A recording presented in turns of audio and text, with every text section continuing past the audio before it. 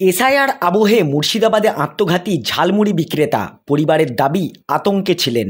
Voter তালিকার বিশেষ নিবিড় সংশোধন এসআইআর নিয়ে যখন বাংলার রাজনৈতিক টানাপোড়েন তুঙ্গে, সেই সময়ে মুর্শিদাবাদে 54 বছর বয়সী এক ব্যক্তির মৃত্যু ঘিরে নতুন করে চাঞ্চল্য ছড়ালো। বৃহস্পতিবার দুপুরে বহরমপুর পৌরসভার 21 নম্বর ওয়ার্ডের গান্ধী কলোনিতে তারক সাহা নামের ওই ব্যক্তির ঝুলন্ত দেহ উদ্ধার করেন পরিবারের সদস্যরা। তড়িঘড়ি তার দেহ উদ্ধার করে স্থানীয় হাসপাতালে নিয়ে যাওয়া হয়। সেখানেই চিকিৎসক তাকে মৃত বলে ঘোষণা করেন। মৃতের পরিবারের সদস্যদের দাবি, এসআইআর ঘোষণার পর থেকেই আতঙ্কে ছিলেন তিনি, আর সেই আতঙ্ক থেকেই চরম পদক্ষেপ। পুলিশ এদিন দেহ উদ্ধার করে মুর্শিদাবাদ মেডিকেল কলেজের মর্গে ময়না তদন্তের জন্য পাঠায়।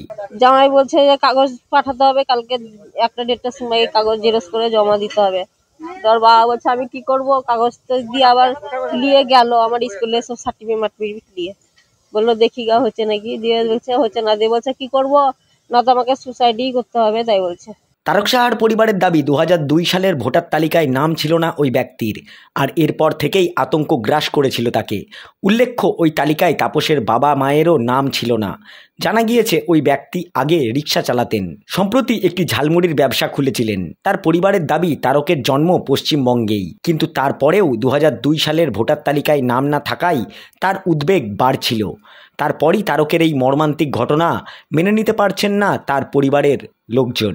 আমরা লেখাপড়া জানি, যেমন দেখবো বলেন, আমরা তো লেখাপড়া জানি না। এই যে নিয়ে চলে যাবে বলছে, ধরে নিয়ে যাবে, এই যে টিভিতে দেখাচ্ছে সব। কারণ বলতে কোনো কাগজই নাই।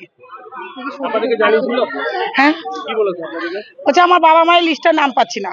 তা আমি বললাম যে আইন থাকলে আইনের ফাঁদও থাকবে, ওকে বুঝালাম, কে জানে যে এই কাজটা করবে। ও সন্ধ্যে 6টা 6:30টার দিকে ও আমাকে বারবার ও কাঁদছে, দিয়ে আমাকে বলছে কোনো কাগজপত্র নেই। তাই বলে কোনো কাগজপত্র নেই, তোমার ব্যবস্থা হবে। সবাই মিলে যখন পাড়াতে আছি, আমাদের আগে তোমরা এসেছো, তুমি করতে পারোনি, তোমার ব্যবস্থা করে দিই। তোমার কেউ আছে বললো, আমার বাবা মা তো আগেই মরে গেছে, আমার মামা আছে, কিন্তু মামা আমাদের সাথে সম্পর্ক রাখে না, কান্তনগরে থাকে। তাই আমরা ঠিক আছে সবাই মিলে পাড়া থেকে যাবো, গিয়ে ওকে বলবো কোনো কাগজপত্র ব্যবস্থা করে তোমার নামটা উঠানোর জন্য। 2011-তেও ভোটটাও দিয়েছে। মেন ঘটনা 2002-এ ভোট নেই, ওর কোনো নাম ছিল না। ওর বাবা মা ওই মেলা খেলাতে জিনিসপত্র বিক্রি করে বেড়াতে মেলা খেলাতেই থেকে গেছে। এরা সবাই তো বোঝে না যে 1 টাকাও বাদ দিতে পারবে না। আমি এই জন্যে এদের সঙ্গে সব সময় থাকছি গত 2-3 দিন ধরে, যে তোমরা কেউ অযথা ভয় পাবে না। আমরা আছি, আমাদের সর্বোচ্চ নেতৃত্ব অভিষেক বন্দ্যোপাধ্যায়, মমতা বন্দ্যোপাধ্যায় আছেন। একজনের নামও বাদ যাবে না আমাদের, যারা ভারতীয় এবং যারা আমরা দীর্ঘদিন ধরে এখানে ভোট দিয়ে আসছি। নাই থাকতে পারে পেপার। এদিন অভিষেক বন্দ্যোপাধ্যায়ের নির্দেশে এসআইআর আতঙ্কে মৃত বহরমপুরের তারক সাহার পরিবারের সঙ্গে দেখা করলেন তৃণমূল নেতৃত্ব, দিলেন পাশে থাকার আশ্বাস। উপস্থিত ছিলেন বহরমপুর সাংগঠনিক জেলা তৃণমূল সভাপতি অপূর্ব সরকার, বহরমপুর পৌরসভার চেয়ারম্যান নারুগোপাল মুখার্জি, সাংসদ আবু তাহের খান ও স্থানীয় তৃণমূল নেতৃত্ব। মুখ্যমন্ত্রী মমতা বন্দ্যোপাধ্যায়, অভিষেক বন্দ্যোপাধ্যায় বারবার যে বার্তা দিতে চেয়েছে, যে কথা বলেছে, তারই ফল দেখুন। আজকে জলজান্ত 50 বছরের তারক সাহা, বহরমপুর মিউনিসিপ্যালিটির, এটা কত 21 নম্বর গান্ধী কলোনি 21 নম্বর ওয়ার্ড, একটি গরিব মানুষ মুড়ি বিক্রি করে খায়, তার স্ত্রী লোকের বাড়িতে কাজ করে, তার একটি ছেলে প্রতিবন্ধী, 2002-এর তালিকায় নাম নাই। দুদিন ধরে তার স্ত্রী আমাকে যা বলল, দুদিন ধরে আতঙ্কে ভুগছে, বলছে বাংলাদেশ যাওয়ার চেয়ে মরে যাওয়া ভালো। আজ গলায় দড়ি দিয়ে সুইসাইড করেছে।